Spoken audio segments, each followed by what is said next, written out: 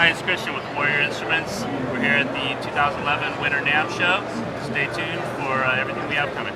This is Matt Long with the Musician Network. We're here with Christian with Warrior Guitars. He's brought a couple items here for us to check out. If you want to go and tell me a little bit about what we got here. Sure. This is actually a new piece that we're debuting at the show. It is based on the classic, the Holy Grail, if you will, the 59 Les Paul. Les Paul meant so much to the music world. A lot of people don't realize that he really revolutionized music, not by just guitars, but the multi-track recorder. Even something as simple as the harmonica holder that you wear around your neck while you're playing guitar, that's something that he invented when he was like 10 years old. So to lose him in the last couple of years really affected the entire music world. Something that the owner of our company wanted to do because the guitar and his life meant so much to JD, who's the owner of the company. So we built this guitar as a tribute piece in keeping with some of the stylings, but still doing what our company does, and that's building a custom piece. So we built this, and this is a 59 Isabella. It's available in several finishes. It's available in a vintage. It's available in black, an iced tea, oiled stain. A lot of really unique pieces on this. And the nice thing is that you can get it, that relict piece that everyone's so crazy about right now, but you can also order it exactly the way you want it. So it's kind of the best of both worlds. It's a great new piece as well as a tribute to a classic piece. As far as your wood construction here, what are you working with?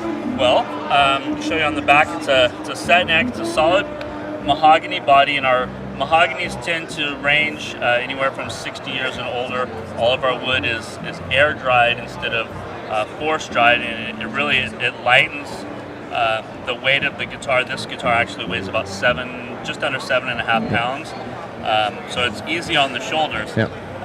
But you still get really, really good tone. So you got a vintage mahogany body here, a vintage mahogany neck, and then this top is actually a quilted maple top, and maples again range 50 to 60 years and older. Yep. So you've got a lot of vintage woods here. Of course, a Brazilian rosewood fingerboard, and this is actually real abalone. Okay. I'm sorry, mother of pearl inlays. There's other pieces that have the abalone feature as well. The stainless steel frets always shine up very nice and sound great. Easy on the wear as well. Now, do you typically do satin finishes on most guitars?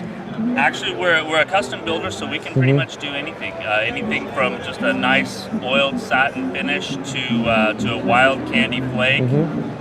It's basically whatever the player wants, we're capable of building it. Yeah. I noticed your bridge down here. You've got 3 strings that are up top and then 3 that are string through. What's your theory behind that? It actually the low 3 strings are strung through the body. It actually improves the sustain on it. Okay. Yeah. Lengthens the scale a little bit, and it helps. We also feature that on our basses. We call it the G factor. And on a 5-string, it's the 2 low strings. I'll show you that on a 4-string as well. It's the E string on the bass. Awesome. Now, as far as your pickups go, what do you use?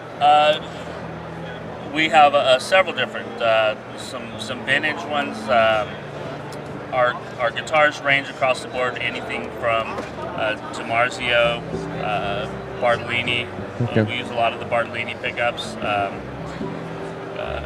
Anything that you want in it, we're capable of doing. We're open to if somebody has a preamp that they're just in love with, or some electronics that they really want to use, we use those as well. So it's very, very custom. It's very, very custom. Yes. Awesome. This particular piece, these are custom wound, just specifically for this guitar.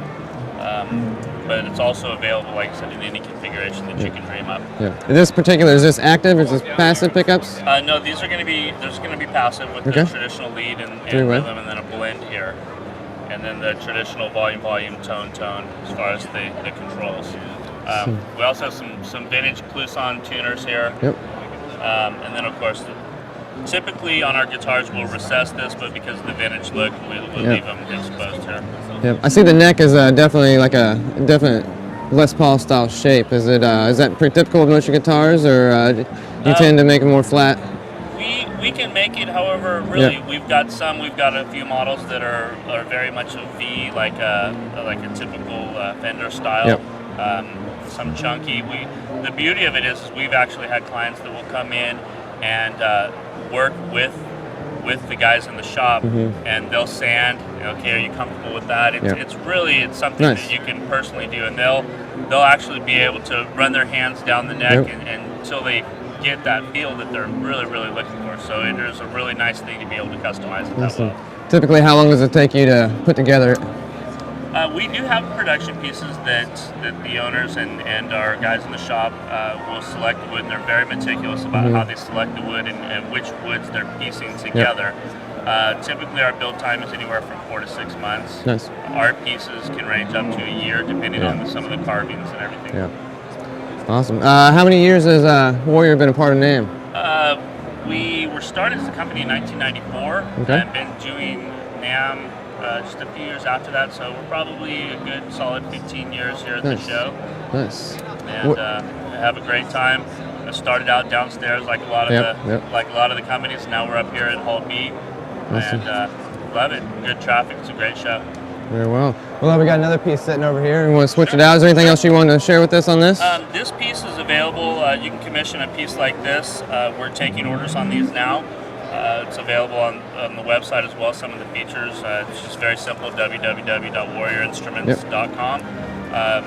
You can pick out all the different features, the different types of wood and the finishes, and really build whatever it is that you dream. Awesome. So this is also a new piece that's just debuted last year. This is an Isabella 4-string bass. It was named after, incidentally, it's named after the owner of the company, their daughter, Isabella. And we built this particular body shape for many years, but it's always been a neck-through piece, and last year we debuted it with a bolt-on neck. Still great tones, still great sounding. This is actually kind of a do-it-all bass. Session guys love it, jazz guys love it. Everybody seems to really like this bass. So, I notice on the back there too, you've got the, is it like a 3-piece neck? What do you got there in the center? Now typically, unlike that guitar, that is the only guitar that we do with a single neck, a single piece neck. This is a 3-piece neck with vintage aged maple and Purple Heart. Purple Heart is one of the strongest, hardest woods known to man. Really helps out with the tone. Very popular in the bass world. Very popular, yeah. It's rock solid. You can travel with that in your neck, and especially if you're a touring guy, you're changing climates and everything. That's very strong, very stable. Almost like an extra truss rod through there. Exactly. Let me know about your configuration with the pickups, your switch. Sure. A lot of the basses that you'll see that are manufactured, they'll have just active pickups, active electronics. This is actually either or. I've done it myself, and I've run the battery dead in my preamp, not changed it out. And but this actually still works as a passive bass. You have your volume, you have your sweep here between your pickups, and then a stack pot. The lower pot is for bass, the top is for treble, and then your mid gain. And then also, this is kind of nice, you have a 3-way switch here that actually changes the frequency of the mid-range, 800, 500, 250. So you can really dial in the sound what you're looking for. Awesome. You said something about Isabella. Tell me a little bit of the history behind Warrior and where it started and who started it. The company is owned by JD and Anna Lewis, and JD, his family, he's been a guitar player his whole life. His family owned a music store in Rossville, Georgia. Rossville, Georgia is right at the state line in northern Georgia, Tennessee, right at the border there near Chattanooga. His family owned a store called the Soundpost for many years, popular store there. And JD was always really interested in creating his own sound, creating his own instrument. So it really kind of grew out of that. Started trying to design his own bass just to find something that he really was happy with. And then, like I said, 1994, opened the company and started building his own instruments. And shortly after that, started coming to NAMM and branching out and meeting different people. And at the time, it was just a one style of bass. Since then, it's grown into this Isabella body style as well as the guitars. Awesome. So everything's still made 100% handmade there in the shop in Rossville, Georgia. It makes it kind of nice. The wood acclimates very well, and those craftsmen always come out of those hills, and so it makes it kind of nice. Everything's there. The wood acclimates well. Got a great shop, great group of guys. Awesome. Yeah, I noticed I was over there early. You seemed pretty busy. Have you had a chance to get out and about and check out other things in the NAMM show? A little bit. I made it down to Hall A, saw some of the recording. Haven't made it down to D. I walked through D prior to the show, but there's always so much to see. We appreciate you coming out. Well, thank you. We got warriorinstruments.com. You can get on there, customize your own guitar. Check it out. All right. I appreciate it, Christian. Thank you. Thank you for having us.